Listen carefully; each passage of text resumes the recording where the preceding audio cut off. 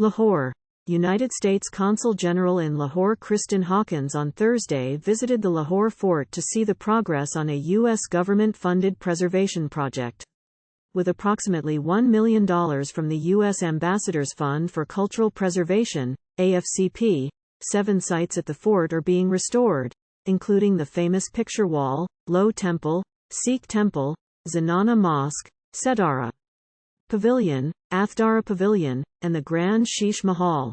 Consul General Hawkins said that the U.S. mission is proud to be partner with the walled city of Lahore Authority and the Aga Khan Cultural Service-Pakistan for the preservation of the magnificent Lahore Fort. She said that the fort symbolizes the rich cultural, historical, and religious heritage and diversity of Lahore, Punjab, and Pakistan.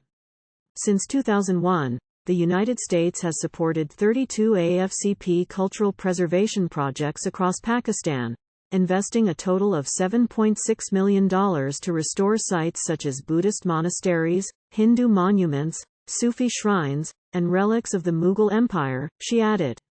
Kristin Hawkins said that this U.S. Ambassador's Fund for Cultural Preservation project is a testament to the United States and Pakistan's joint commitment to cultural preservation. Preservation work strengthens communities, builds a sense of belonging, contributes to economic development, and educates future generations about the city's heritage of diversity and tolerance, she said.